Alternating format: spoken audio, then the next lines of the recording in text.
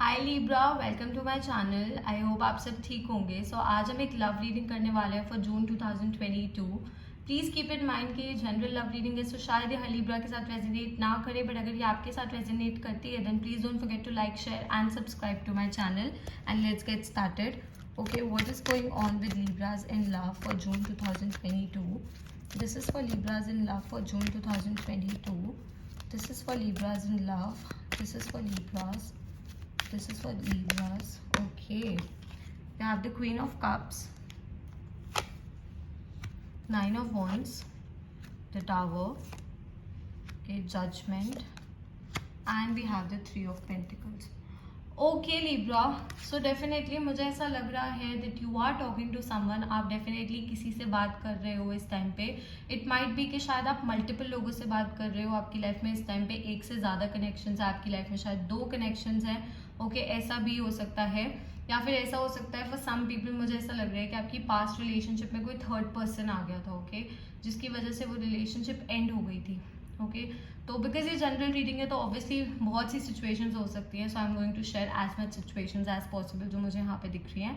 But majority of लोगों के लिए मुझे ऐसा लग रहा है that you are dealing with multiple people इस टाइम पे, एंड आप कंफ्यूज हो कि आपको कौन से पर्सन को चूज करना है, कौन सी साइड चूज करनी है, कहाँ जाना चाहिए, इस कनेक्शन में क्या करना चाहिए।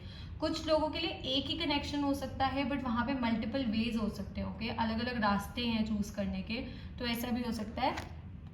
इस सिचुएशन में मैं आपको यही बोलूँगी कि बस अपने दिल की सुनो। ओके, जिस चीज़ से आपको खुशी मिलती है, जिस चीज़ से आपके मन को शांति मिलती है, जिस चीज़ से आपको ऐसा लगता है कि आप अपनी लाइफ में एक स्टेबिलिटी ला सकते हो, specially emotional stability. Okay, because यहाँ पे क्वीन ऑफ कप्स आया है तो इमोशनल स्टेबिलिटी में मैं एम्फोसाइज करूँगी, बस वही करना है। एंड एक चीज़ और जो मैं आपको सजेस्ट करूँगी वो ये है कि आपको खुल के बात करनी है विद द पीपल। ओके, आपको लोगों से खुल के बात करनी है, आपको अपनी फीलिंग्स को खुल के एक्सप्रेस करना है, लोगों को खुल के बताना है कि आप क्या फील कर रहे हो, आपके मन में क्या चल रहा है। मुझे पता है कि आप थोड़ा सा डरते हो अपनी फीलिंग्स को खुल के बताने में, बिकॉज आपको ऐसा लगता है कि अगर आप वल्नरेबल बन जाओगे ना तो लोग आपकी उस चीज़ का फ़ायदा उठाएंगे, आपकी इमोशंस का, एक्चुअली आपके इमोशंस का फ़ायदा उठाएंगे। पर ऐसा कुछ नहीं है। ओके, जिसने फ़ायदा उठाना है उसके साथ अगर आप क्लोज ऑफ भी रहोगे तो वो तब भी फ़ायदा उठाएगा, और जिसने आपका साथ देना है वो किसी भी सिचुएशन में आपका फ़ायदा नहीं उठाएगा। तो डेफिनेटली थोड़ा सा अपनी रिजिडनेस को कम करना ज़रूरी है, थोड़ा सा अपने शेल से बाहर निकलना ज़रूरी है, अपनी फीलिंग्स को एक्सप्रेस करना ज़रूरी है। If there is a past relationship, अगर एक ऐसी पास्ट रिलेशनशिप है जहाँ पे आपको ऐसा लग रहा है कि आपसे कोई गलती हुई थी, या आपकी मिस्टेक की वजह से, या फिर आपकी वजह से, कोई मिसअंडरस्टैंडिंग की वजह से वो रिलेशनशिप एंड हो गई थी, या फिर आपके ना आपके पार्टनर के बीच में एक इमोशनल डिस्टेंस आ गया था, फिजिकल डिस्टेंस आ गया था, कोई भी डिस्टेंस आ गया था आप लोगों के बीच में, तो मुझे रीयूनियन के चांसेस दिख रहे हैं। ओके, आप रीयूनियन कर सकते हो, रिकन्सिलिएशन के चांसेस हैं, पर उसके लिए खुल के बोलना बहुत ज़्यादा ज़रूरी है। Okay, what ever your feeling, जो भी आप फील कर रहे हो वो खुल के एक्सप्रेस करना बहुत ज़्यादा ज़रूरी है। तभी मैंने कहा कि आपको अपने शेल से थोड़ा सा बाहर निकलना पड़ेगा। मैं आप लोगों को हमेशा बोलती हूँ कि आप लोग overthinking, you are the king of overthinking. आप हमेशा हर चीज़ को लेकर ओवर थिंक करते हो, छोटी छोटी चीज़ों को लेकर ओवर थिंक करते हो। तो आप ये भी ओवर थिंक करते हो कि अगर आप किसी से अपनी फीलिंग्स एक्सप्रेस करोगे ना तो वो आपका मजाक उड़ाएंगे। ओके, सामने शायद वो ना बोले बट पीठ पीछे आपको ऐसा लगता है कि वो आपका मजाक उड़ाएंगे। Do let me know in the comments below अगर आपके साथ भी ऐसी सिचुएशन है कि आपके मन में डर है अपनी फीलिंग्स को डिस्क्लोज करने का, अपनी फीलिंग्स को शेयर करने का, क्योंकि आपको ऐसा लगता है कि कोई आपकी फीलिंग्स का फ़ायदा उठाने की कोशिश करेगा या आपकी फीलिंग्स का मजाक उड़ाएगा। तो आपके मन में ये डर है, अगर ऐसा कुछ है तो प्लीज़ मुझे कमेंट्स में बताना। Okay, we also have the tower card. तो मुझे ऐसा लग रहा है कि आपकी लाइफ में एक मेजर चेंज आया है, शायद आपके अंदर ही एक मेजर चेंज आया है। मे बी कोई रिलेशनशिप एंड हुई थी जिसकी वजह से आप कंप्लीटली चेंज हो गए हो। ओके, एज अ पर्सन आप बदल गए हो, आपका प्यार को देखने का नज़रिया बदल गया है, चीज़ों को देखने का नज़रिया बदल गया है, चीज़ों के साथ डील करने का नज़रिया बदल गया है। ओके, तभी मैंने कहा कि रिकन्सिलिएशन के, मुझे रीयूनियन के थोड़े से चांसेस दिख रहे हैं। तो अगर आप ट्राई करना चाहते हो आप कर सकते हो, पर दिल से बोलना पड़ेगा। अगर आप ये रिकन्सिलिएशन एंड रीयूनियन चाहते हो, अगर आपकी गलती की वजह से ये हुआ है, देन दिल से बोलना पड़ेगा, दिल से अपनी फीलिंग्स एक्सप्रेस करनी पड़ेंगी। ओके, कोई डिसीजन लेना पड़ेगा आपको मेजर। डेफिनेटली मुझे ये कोई पास्ट रिलेशनशिप से रिलेटेड लग रहा है, कोई न्यू रिलेशनशिप भी हो सकती है। ओके, हो सकता है कि पास्ट में आपकी एक बैड रिलेशनशिप थी जो एंड हुई थी, एंड अब आपके मन में डर है किसी नए पर्सन से ओपन अप होने का, किसी नए पर्सन से बात करने का, किसी नए पर्सन से दिल लगाने का। ओके, आपके मन में शायद डर हो सकता है। तो ये टावर कार्ड मल्टीपल चीज़ों के लिए, मैंने कहा ना, हर एक कार्ड को हम मल्टीपल चीज़ों के साथ एसोसिएट कर सकते हैं। तो मे बी आपको एक डिसीजन लेना पड़ेगा कि क्या आप अभी भी अपने पास्ट पे होल्ड ऑन करके रखना चाहते हो, इस सिचुएशन पे होल्ड ऑन करके रखना चाहते हो, आगे बढ़ना चाहते हो, पास्ट पर्सन के पास जाना चाहते हो।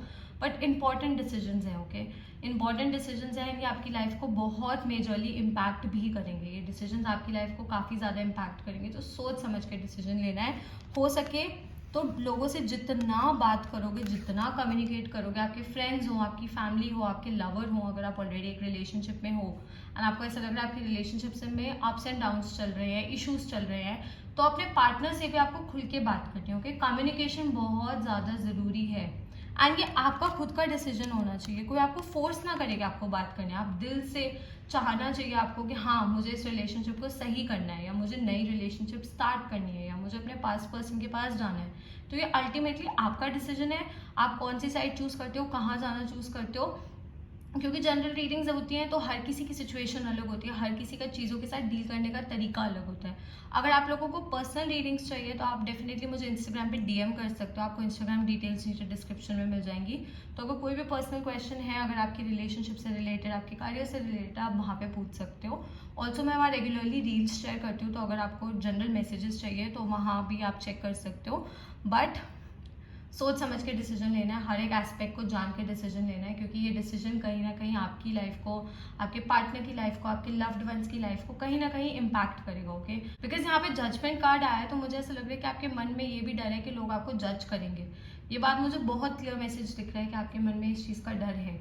ओके, एंड लोगों से भी मैंने कहा कि लोगों से खुल के बात करनी है, बट यू शुड नो कि कौन ट्रस्ट वर्दी है एंड कौन नहीं है। ओके, बिकॉज कुछ लोग मैनिपुलेट करते हैं, कुछ लोग बेवकूफ़ बनाने की कोशिश करते हैं। तो सोच समझ के, यू आर सेंसिबल इनफ, आप बहुत सेंसिबल हो, बट हर किसी पे बहुत इजीली भरोसा भी नहीं करना है। ओके, तभी मैंने कहा इमोशंस को यूज़ करना है, पर दिमाग को छोड़ के नहीं जाना है, साथ में लेके जाना है। इमोशंस को एक्सप्रेस करना है, वो मैटर करता है, अपनी फीलिंग्स को एक्सप्रेस करना मैटर करता है। डिसीजन तो आप दिमाग से ही लोगे।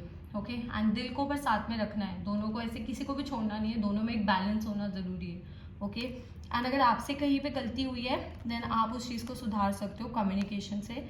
तो प्लीज़ बात करने की कोशिश करो। अगर आप अपनी लाइफ में मूव ऑन करना चाहते हो तो भी एक सेंसिबल डिसीजन लेना है, तो फिर पास्ट को बिल्कुल पीछे छोड़ना पड़ेगा। उसके बाद आप ये नहीं सोचोगे कि मैंने वहाँ ट्राई क्यों नहीं किया, या why didn't I go there, या वाई डिडंट आई टॉक। ये सब फीलिंग्स नहीं होनी चाहिए। Okay, and if you are planning for a child तो मुझे थोड़े से चांसेस दिख रहे हैं उसके। तो अगर आप बेबी प्लान कर रहे हो, बिकॉज यहाँ पे जजमेंट कार्ड आया है, तो मुझे थोड़े से चांसेस दिख रहे हैं, बहुत हाईली चांसेस नहीं दिख रहे हैं प्रेगनेंसी के, पर थोड़े से चांसेस दिख रहे हैं। ओके, तो it was an important message that I was getting.